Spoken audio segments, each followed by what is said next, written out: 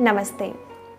आज हम कपालभाति के बारे में जानेंगे, यानी कि कपालभाति क्या है, इसे कैसे किया जाता है, सही तरीका क्या है इसे करने का, इसके बेनिफिट्स और क्या सावधानियां आपको इसके साथ बरतनी है, किन लोगों को ये प्राणायाम नहीं करना है, कितना करना है, ये सारी बातें मैं आपको आज के इस वीडियो में बताऊंगी। हठ योग में शरीर की शुद्धि के लिए, यानी कि शरीर में जितने भी टॉक्सिन्स हैं, विषाक्त पदार्थ हैं, अपद्रव्य हैं, इनको बाहर निकालने के लिए आपको षटकर्म बताया गया है। षटकर्म यानी कि 6 क्रियाएं। ये 6 क्रियाएं हैं धौती, वस्ती, नैति, लौलकी, त्राटक और कपालभाति। कपालभाति इन 6 क्रियाओं में एक है। ये एक शुद्धिकरण की क्रिया है, यानी क्लींजिंग टेक्निक है। कुछ लोग इसे प्राणायाम की कैटेगरी में काउंट करते हैं, लेकिन ये प्राणायाम ना होकर एक क्लींजिंग टेक्निक है। अगर इसे सही तरीके से किया जाए तो ये आपके दिमाग को शांत रखता है, आपके नर्वस सिस्टम को रिलैक्स करता है, साथ ही बहुत सारी बीमारियों से छुटकारा दिलाने में आपको हेल्प करता है। तो चलिए जानते हैं कपालभाति करने का सही तरीका क्या है। कपालभाति करने के लिए आपको सबसे पहले पद्मासन में बैठ जाना है। आपको अपने राइट पैर को अपनी लेफ़्ट थाई के ऊपर इस तरह से रखें, फिर लेफ़्ट को उठा के इस तरह से रख दें। ये आपका पद्मासन है। आपको पद्मासन में बैठकर कपालभाति करना है और फिर दोनों हाथों से ज्ञान मुद्रा बनानी है, इस तरह से घुटनों के ऊपर। अगर आप पद्मासन में बैठने में कंफर्टेबल नहीं हैं, आपको दिक्कत हो रही है, तो आप सिंपल क्रॉस लेग करके भी बैठ सकते हैं, इस तरह से सुखासन में। आपकी कमर गर्दन सीधी होगी, कंधे खुले हुए होंगे, चेस्ट ओपन होगी और दोनों हाथ आपके घुटनों के ऊपर ज्ञान मुद्रा में होंगे, इस तरह से। ये आपकी बैठने का सही तरीका है। मैं आपको गलत करके बताती हूँ, इस तरह से आप गलत करते हैं। अगर आप इस तरह की पोजीशन में हैं, आपके शोल्डर ऐसे ड्रॉप है, बेली पूरा अंदर जा रखा है, रोल स्पाइन है, हाथ ऐसे इस तरह से लटके हुए, ये आपकी पूरी बॉडी लूज है, ये गलत पोजीशन है। आपको अपनी कमर स्ट्रेट रखनी है, हाथों को घुटनों के ऊपर इस तरह से रखना है, कंधे खुले हुए, चेस्ट ओपन और सामने देखना है। ये आपकी राइट पोजीशन है। चलिए जानते हैं कि कपालभाति में आपको ब्रीथ कैसे करनी है। कपालभाति में ब्रीथ का बहुत इंपॉर्टेंट रोल होता है। इसमें आपका इनहेल नॉर्मल होता है, लेकिन एक्सहेल फोर्सफुली होता है और आपके पेट की मसल्स के साथ होता है। यानी जब आप एक्सहेल करते हैं तो आपकी पेट की जो मसल्स हैं वो अंदर को सिकुड़ती हैं, पंपिंग करती हैं, काइंड ऑफ पंपिंग। मैं आपको करके बताती हूँ इस तरह से।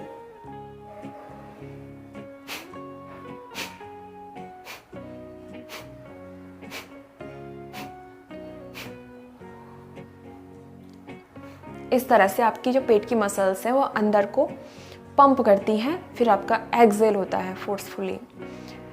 यदि आप बिगनर हैं, अभी कपालभाति करना स्टार्ट कर रहे हैं, अभी तक नहीं करा है, तो आप इसे स्लो करेंगे, धीमी गति से करेंगे, यानी कि 2 या 3 सेकंड में एक ब्रीथ करेंगे, एक एक्सहेल करेंगे। धीरे धीरे जब आप अपनी स्पीड बढ़ाते हैं, आपको करते हुए जब काफ़ी टाइम हो जाएगा, तब आप अपनी स्पीड धीरे धीरे बढ़ाएं।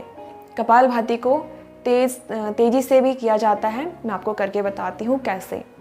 आपकी बैठने की पोजीशन सेम होती है, हाथों की पोजीशन सेम होती है, बस आपकी सांसों की गति तेज हो जाती है, इस तरह से।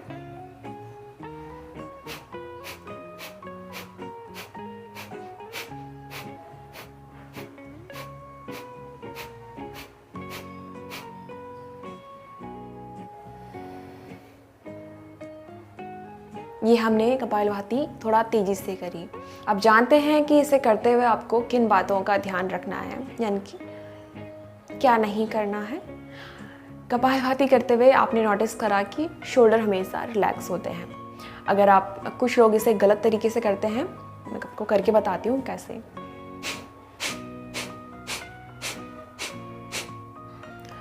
पूरी बॉडी उनकी मूव करती है, पूरी अपर बॉडी यहाँ से लेके शोल्डर तक।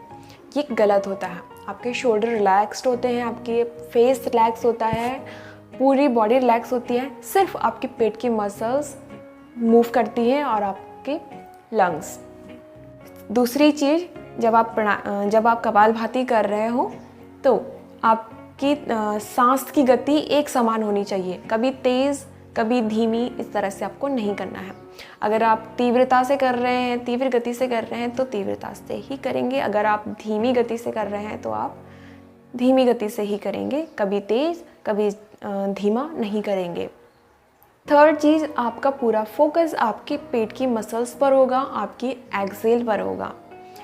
आप जब इनहेल कर रहे हैं तो आपका पेट नॉर्मल पोजीशन में आ रहा है, आप जब एक्सेल कर रहे हैं तो आपके पेट सिकुड़ जा रहा है, अंदर को पंप कर रहा है और फिर आपका एक्सेल हो रहा है।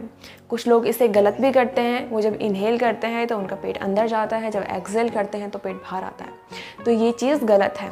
आपने जब गुब्बारे पे हवा भरते हुए देखा होगा तो गुब्बारा जब गुब्बारे पे हवा भरी जाती है तो वो फूलता है, वहीं जब उसकी हवा बाहर निकाल दी जाती है तो वो सिकुड़ जाता है।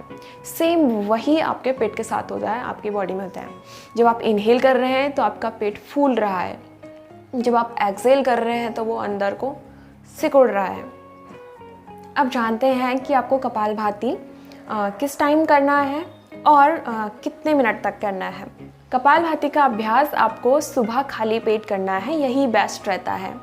और अगर आप बिगनर हैं तो इसका अभ्यास आप धीरे धीरे ही करेंगे, यानी कि 2 या 3 सेकंड में एक एक्सेल, ऐसे आप 1 मिनट में 30 या 35 ही एक्सेल करेंगे, इससे ज़्यादा नहीं करेंगे। फिर आप थोड़ा सा रेस्ट करेंगे 5 से 10 सेकंड का, उसके बाद दोबारा इसको स्टार्ट करेंगे।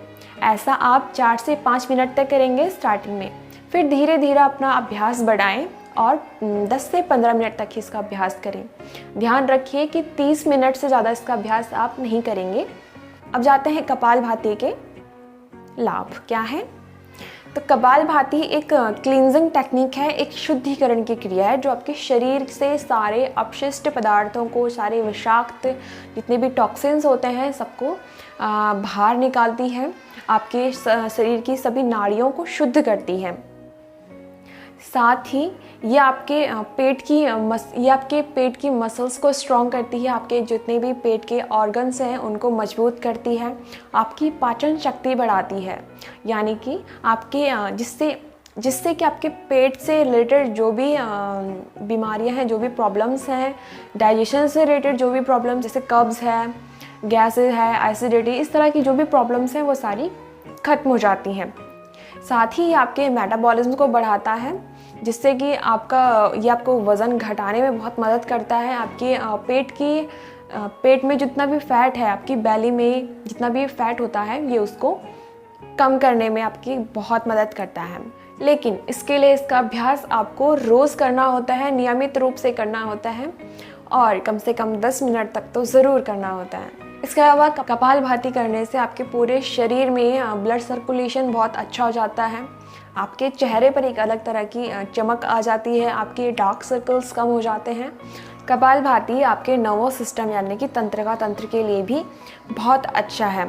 जब आप बार बार पंपिंग करते हैं तो ऑक्सीजन आपके ब्रेन की हर सेल्स तक पहुंचती है। इससे कुछ लोगों को कपालभाति करते समय उबासी आती है, क्योंकि उनकी ब्रेन की मसल्स बहुत थकी हुई रहती हैं, उनकी हर सेल्स तक ऑक्सीजन आती है, जिससे कि वो रिलैक्स हो जाते हैं, उनकी काम करने की क्षमता ब्रेन के काम करने की क्षमता बढ़ जाती है और मेमोरी शार्प होती है।